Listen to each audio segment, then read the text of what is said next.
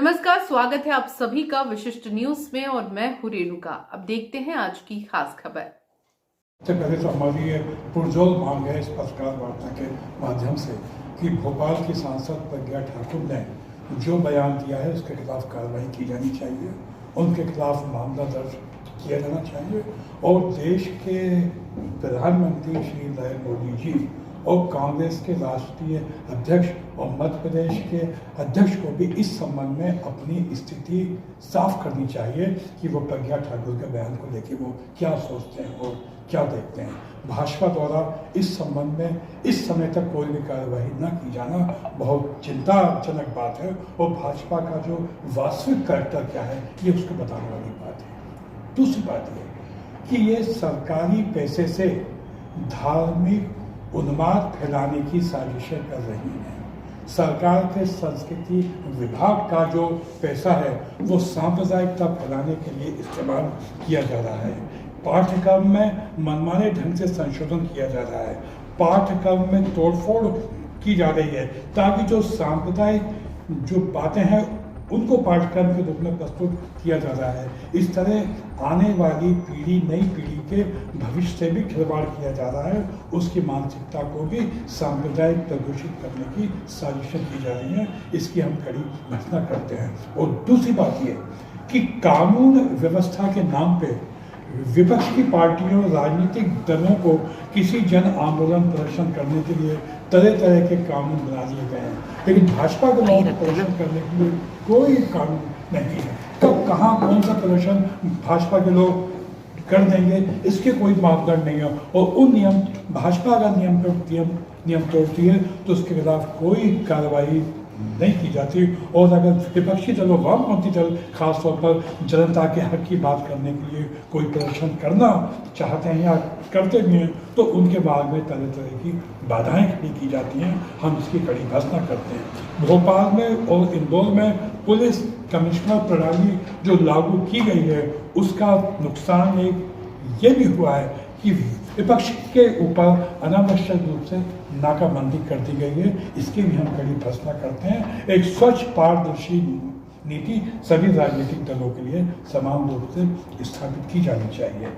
आने वाली 23 जनवरी को हम 8 राजनीतिक पार्टियां जो संयुक्त रूप से नफरत की राजनीति के खिलाफ और एकता और भाईचारे का संदेश देने की जो कोशिश हमारी जारी है उसके पहले 7 जनवरी को इंदौर में किया जाएगा और उसके बाद मध्य प्रदेश के कोने कोने में एकता, भाईचारा, सद्भाव का संदेश देने की तैयारी की जा रही है। इसका मकसद सिर्फ यह है कि बुनियादी मुद्दों की राजनीति की जाए। जनता को जो नफरत की राजनीति में फंसाया जा रहा है उसका सिर्फ भाजपा का मकसद ये है कि जो उनकी फेल्यूर हैं, जो वो जनता के हितों के से खिलवाड़ कर रही हैं, जो जनता के हितों के खिलाफ फैसले लिए जा रहे हैं उस पर जनता का ध्यान ना जाए, इसलिए धर्म के उन्माद की राजनीति करके सांप्रदायिकता फैलाई जा रही है। जब दुनिया भर में कच्चे तेल की कीमत कम होती जा रही है तो मध्य प्रदेश में पेट्रोलियम पदार्थों की कीमतें कम क्यों नहीं? मध्य प्रदेश में सरकारी पद इतने रिक्त पड़े हैं उन पर भर्ती क्यों नहीं की जा रही है? मध्य प्रदेश में संविदा कर्मियों को समान काम का समान वेतन क्यों नहीं दिया जा रहा है? मध्य प्रदेश में पुरानी पेंशन योजना अभी लागू क्यों नहीं की जा रही है जबकि देश के कुछ प्रांत इसको लागू कर चुके हैं? तो जनता का ध्यान इन मुद्दों पे ना जाए, इसलिए ये सांप्रदायिक उन्माद की राजनीति भाजपा कर रही है। इसकी हम कड़ी भर्त्सना करते हैं और जन जागरण और जन शिक्षण के एक महान लक्ष्य के लिए, देश के संवैधानिक मूल्यों को बचाने के लिए, सामाजिक न्याय के संघर्ष को मजबूत करने के लिए, मानव अधिकारों की रक्षा करने के लिए और अभिव्यक्ति की आज़ादी की रक्षा करने के लिए हम 8 राजनीतिक पार्टियां संयुक्त रूप से लामबंद हो रहे हैं। इस पत्रकार वार्ता के माध्यम से हमारी जनता से अपील है कि सांप्रदायिक उन्माद की राजनीति से परहेज किया जाए और हम रोटी से जुड़े बुनियादी मुद्दों को लेकर लामबंद हों और भाजपा सरकार की जो ये पूंजीवादी, फांसीवादी, जन विरोधी नीतियां हैं इसकी भर्त्सना करते हुए लामबंद करें और मध्य प्रदेश में सत्ता परिवर्तन अगले साल होना ही चाहिए। इस बड़े लक्ष्य के लिए हम लोग आपके सामने। जी सर, सरकार एक तरफ बोलती है कि मध्य प्रदेश नशा मुक्त करना है, और एक तरफ सीएम साहब 500 रुपये देकर लीडर की पार्टी का लाइसेंस देते, इसको किस प्रकार देखते हैं आप? मैं इसको दो प्रकार से देखता हूँ। एक तो इनकी कथनी और करनी में अंतर है। जो ये कहते हैं ठीक उसके विपरीत काम करते हैं, और ये इनका पाखंड है।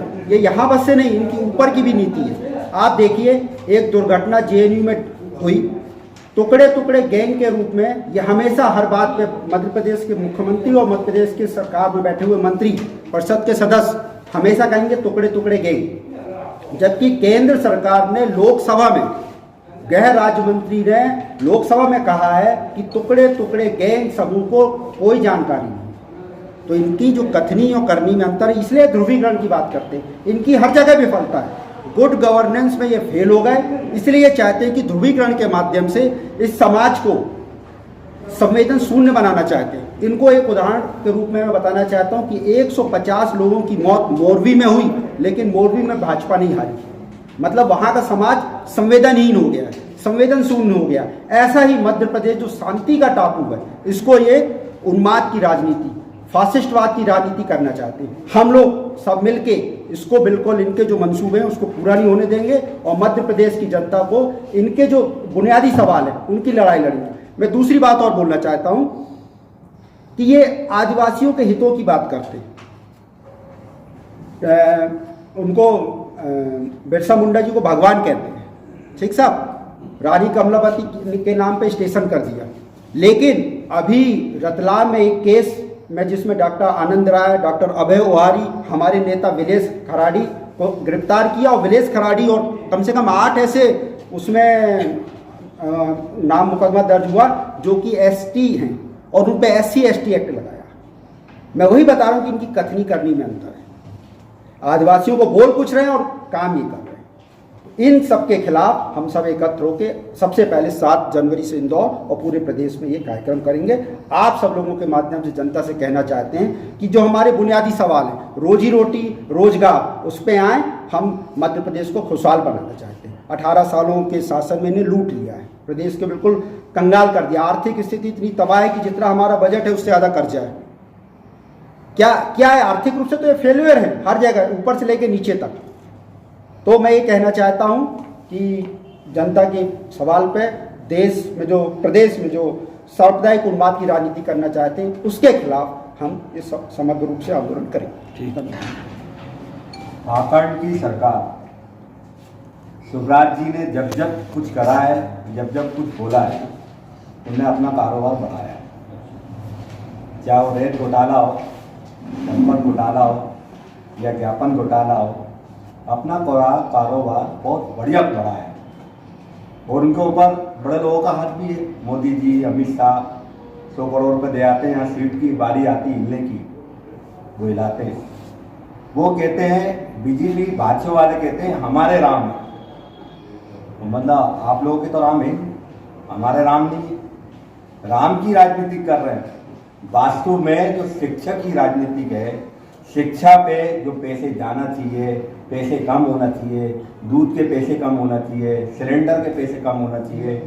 जो आम आदमी जो शिक्षा कर रहा है वो पैसे कहाँ से लाए? आपने सब में कमीशन मांग दिया, नहीं आप तो यहाँ से किताब लेना, यहाँ से बैग लेना। सारी इतनी धांगी चल रही कॉलेज और स्कूलों में, जिसका मानना नहीं। अभी आप देख लो गुजरात वाले चुनाव में केजरीवाल को बिठाल के समझा दिया गया है, आपको 4 सीट दे रहे हैं हम, इससे ज़्यादा बोलो तो आपको अंदर कर दिया जाएगा। डरा के धमका के सीट जीत ली गई है तरीके से। उतना बड़ा पुल टूटा, उसके ऊपर कार्रवाई नहीं हुई। उनके शासन पे, प्रशासन पे, उनकी सरकार में, रनिंग सरकार में एक पुल गिर गया और इतने लोग मर गए। वो कहाँ गए आदमी, कहाँ गए वो ठेकेदार? भाई साहब ने डैम के बारे में बताया, वो रेड लाइन था, वो ठेकेदार जो था रेड लाइन था, ऑलरेडी उसको ठेका देने नहीं था। उसके बाद भी उसका कमीशन गया हजारों करोड़ रुपए शिवराज जी के पास। गृह मंत्री जी हैं, उनको कुछ आता जाता नहीं है, खाली हिंदू की राजनीति करते हैं। शिक्षा के ऊपर बात नहीं करते हैं, गरीबी के ऊपर बात नहीं करते हैं। मध्य प्रदेश में आपने ब्रिज देख लिए होंगे, आता होगा आदमी, जाता नहीं है। एक भी ब्रिज ढंग का नहीं बना। मध्य प्रदेश की रोडें देख लो, एक भी ढंग की नहीं है। बातें कैसे करते हैं? माइकल लाल हो तो गड्ढे नहीं पूरे, तो ऐसा बोला जाता किसी मंत्री को? विधानमंत्री को माइकल लाल। ये आप बदमाश हैं, क्रिमिनल है, डॉन है, कैसी बात कर रहे हैं आप एक राज्य के एक सीएम हैं, आप अच्छी बात कर रहे हैं।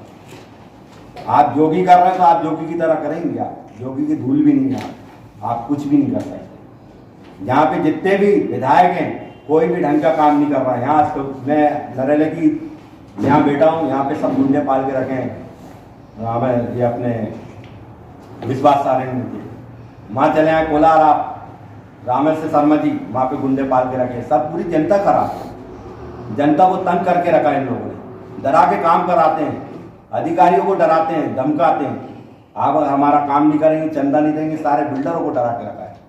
किस तक की ढंग है? करो ना, वास्तव की राजनीति करो, वास्तव में काम करो, जो गरीब है उनके ऊपर काम करो। आप नेता हैं तो काम करें। हम इसलिए सब मिलके सारी पार्टी है 23 को कर रहे हैं ना, 23 को हम इंदौर से चालू करेंगे, 7 को सब हम लोग करेंगे काम, और इसका जवाब हम जरूर देंगे। सर, बुलडोजर चलाने की बात होती है किसी भी उसमें, है ना, तो उसके लिए क्या कहेंगे आप? नहीं देखिए, जहाँ तक बुलडोजर का सवाल है, हम ये कहना चाहते हैं कि ये जो कानून, ये जो न्याय को भी जो है कि सरकार अपने हाथ में ले रही है, ये संविधान विरोधी काम है। एक तो पहली बात तो ये है कि आप पुलिस FIR दर्ज करेगी, मुकदमा जो है कि कोर्ट में जाएगा, कोर्ट तय करेगा कि अपराधी कौन है। लोकतंत्र और लोकतंत्र के अंदर जो है कि न्यायालय की जो स्वतंत्रता है उसको, एक तो न्यायालय की व्यवस्था को ध्वस्त करके ये सरकार ही तय कर रही है कि अपराधी जो है कि न्याय आने से पहले ही ये घोषित कर देते हैं, और उससे जो है कि वो जो है कि उनके मकान गिरा दिए जाते हैं। इसलिए ये जो बुलडोजर संस्कृति है, ये बुलडोजर गरीबों के मकानों पर भी चल रहा है, निर्दोष लोगों के, और उसके साथ उससे तेजी से न्यायालय पे भी चल रहा है, देश के लोकतंत्र पे भी चल रहा है। इसलिए जो है कि हम इसका विरोध कर रहे हैं। एक व्यक्ति ने अपराध करा है, एक सेकंड। और दूसरा जो आपने कहा था कि भ्रष्टाचार की बात, अब इससे बड़ा बात क्या होती है कि 60 साल में एक व्यक्ति को जो है कि 50 एकड़ दहेज में मिल जाता है, और उसके बाद भी जो है सरकार और उसके बाद भी जो है सरकार उसमें बोलने के लिए तैयार नहीं। इससे बड़ा क्या होगा कि भ्रष्टाचार, कि वो क्षेत्रीय खबरों के लिए सब्सक्राइब करें वी न्यूज़।